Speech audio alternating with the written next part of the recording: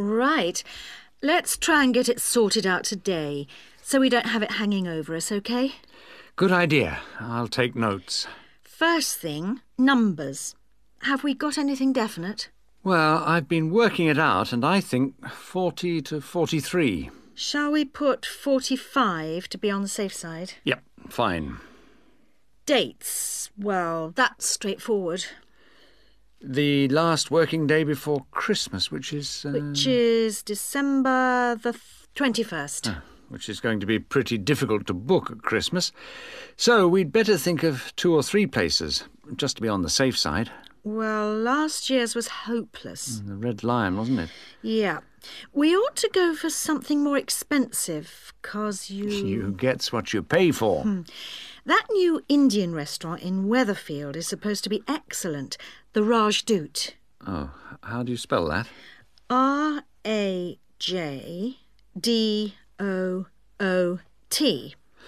It's bound to be packed. Well, let's put that down as the first choice and have some backups. What about the Parkview Hotel as a second choice? Yes, that's always reliable. Parkview Hotel. And the London Arms, in case. London Arms. I'll call them now if you want. No, I'll do it, Joan. You're really busy. Oh, have you got the numbers? Not for the Rajdoot, but... right, Parkview Hotel. 777192 and London Arms 208657. Great. Before I ring, we'd better just make sure they're within the price range. Up to £15 a head? I think you'll find some people won't be able to go that high. Well, you can't get anything decent under £10. OK. We'll say 12.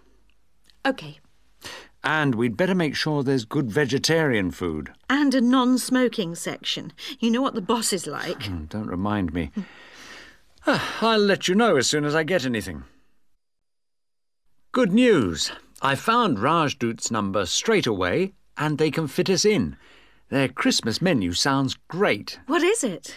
French onion soup or fruit juice. Uh-huh. Roast dinner or lentil curry. Sounds ordinary, but my friend said it was really tasty. Lentil curry. That's unusual. And then for dessert, there's traditional plum pudding or apple pie, plus coffee. That sounds really good for £12. Did you book it? Well, I said I'd check with the staff first, but they did say they'd hold the booking until next Wednesday anyway. Oh, and if we go ahead, they'd like a £50 deposit. 50 is normal. That's fine. And they want a letter. Right, to confirm. Oh, and they say with such large numbers, we have to choose the menu in advance. Well, that won't be a problem. I'll put up a notice with details of the restaurant and the menu. When did you say they wanted confirmation by? It was, let's see. The 4th of November. Where do you think I should put up the notice? Where everyone's guaranteed to see it? On the cafe notice board, I should think. Hardly anyone looks at that. Well, the newsletter's probably your best bet. Good idea. I'll go and do that now. So I'll hand over now to Julie Brooks. Thank you. Welcome to the Sports Centre. It's good to see that there are so many people wanting to find out about our sports facilities. First of all, membership. All students at the college are entitled to become members of the Sports Centre for an annual fee of £9.50. To register with us and get your membership card, you need to come to reception between 2 and 6 p.m, Monday to Thursday. I'm afraid we can't register new members on Friday, so it's Monday to Thursday, 2 to 6 at reception. Now, there are 3 things that you must remember to bring with you when you come to register. They are your union card, a recent passport-size photograph of yourself, and the fee. It doesn't matter whether you bring cash or cheque. We can't issue your card unless you bring all 3, so don't forget your union card, passport photo and fee. Then once you've got your sports card, You will need to bring it with you whenever you come to book or use any sports centre facilities. Booking over the phone is not allowed, so you have to come here in person with your card when you want to book. Our opening hours seem to get longer every year. We are now open from 9 a.m. to 10 p.m. on weekdays and from 10 a.m. to 6 p.m. on Saturdays. For those of you who are up and about early in the morning, we're introducing a 50% morning discount this year.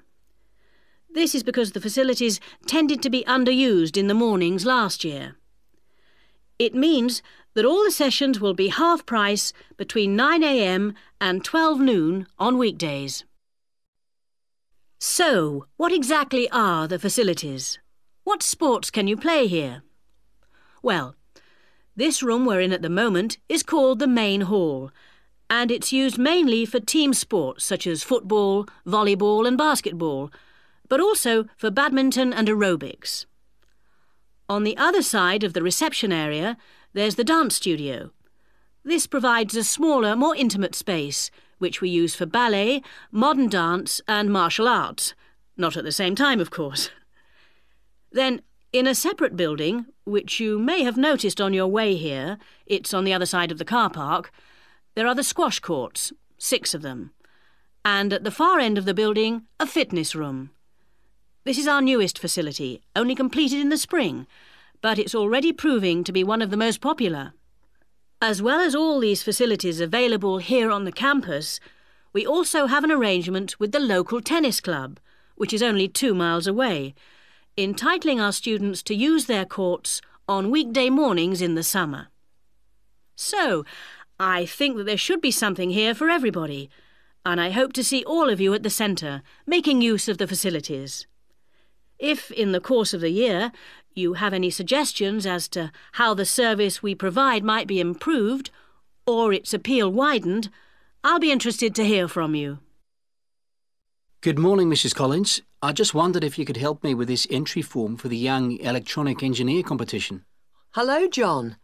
Oh, you've made the jigsaw for blind children with the bleeper. When they put a piece in correctly, that's right. OK. Let's have a look at the form. Right, thanks. I've never filled in one of these before, so... Well, let's just do it in pencil first. So, name of designers. Well, Anne helped me with some of the electronics work. Then you must put her name in as well. Right. Anne Ray. Sorry, it's A-N-N-E, and her surname is spelt R-E-A. Good start. OK, R-E-A. And age is easy. You're both 16. What have you called the design? Keep it short. What about jigsaw puzzle design for visually handicapped? Too long. Just say blind puzzle. That'll do. OK.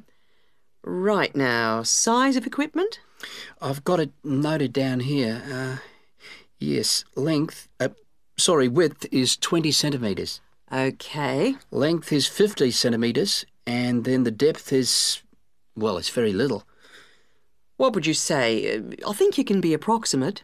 I'd say 2.5 centimetres. And the electricity supply?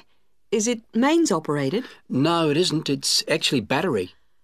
OK. Right, battery. Fine. OK, it's the next bit that I'm really not sure what to put. Well, special features means what is really new about this? You know, suitable for the group you made it for. Well, it's safe for children. That's fine. Put that in. OK. And of course, we think it's educational. Yeah, there you are. You've done it. Anything else?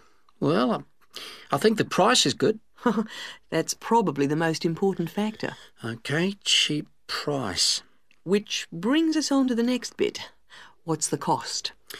Well, the pieces we made out of old wood, they cost, $5.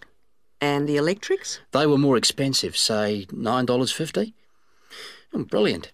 Now, what do they mean by other comments?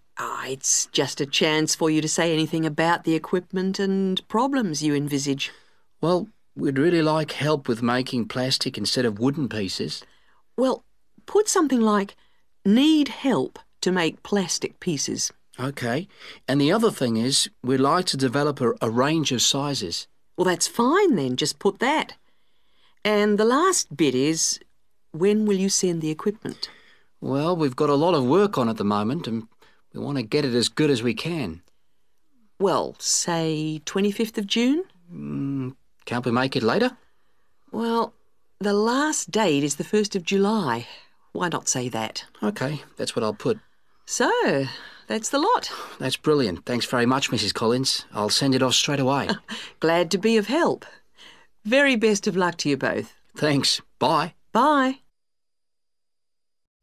Today, I'd like to introduce Ted Hunter, who used to rear sheep and poultry, but who is here to tell us about a rather unusual type of livestock that he's been concentrating on in the last few years. Ted Hunter is a member of the Domesticated Ostrich Farming Association and is here to tell us about the possibilities of breeding and rearing these birds in this country. Thank you, Paula. When you look at international restaurant menus and supermarkets, they all tend to feature the same range of meats: beef, lamb, chicken, pork, that sort of thing. But people are always interested in something different. And we're now finding that farming can bring new types of meat to our tables. The kangaroo is one animal that's now being farmed for its meat and eaten outside Australia where it comes from. It looks and tastes rather like rabbit, though it's slightly darker in color. But it is rather tough, so that's a problem for some people. Crocodiles are also being farmed for their meat. This is rather like chicken, pale and tender, and it's getting quite fashionable. Some people also find it's rather fatty, but I think it makes a really tasty sandwich. Now, a third type of meat becoming increasingly available, and the one that I think is by far the nicest of the three, is ostrich, which most people say has a similar taste and texture to beef. However, it's much better for you than beef, as we'll see later. Most people think of ostriches as wild animals, but in fact, ostriches have been farmed in South Africa since around 1860. At first, they were produced for their feathers. In Africa, they were used for tribal ceremonial dress, and they were also exported to Europe and America, where they were made into ladies' fans and used for decorating hats. Later, feather fans and big decorated hats went out of fashion, but ostriches were still bred, this time for their hide. This can be treated to produce about half a square meter of leather, very delicate, fine stuff of very good quality. At the same time, some of the meat was used for biltong, the air-dried strips of meat popular in South Africa as a sort of fast food. However, recently there's been more and more interest in the development of ostrich farming in other parts of the world, and more people are recognizing its value as a food source.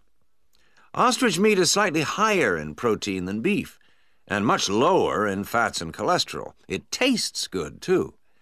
A series of European taste tests found that 82% of people prefer ostrich to beef. And one ostrich produces a lot of meat, from around 30 to 50 kilograms, mostly from the hindquarters of the bird. Farmed ostriches don't need African climates, and in fact, ostrich farming is now becoming well established in other parts of the world. However, setting up an ostrich farm isn't something to embark on lightly. Mature breeding birds are very expensive. Even a fertilized ostrich egg isn't cheap, so you need quite a bit of capital to begin with. Then the farmer needs special equipment, such as incubators for the eggs. The young chicks are very dependent on human minders and need a lot of attention from the people looking after them. In addition, ostriches can't be intensively farmed. They need space and exercise.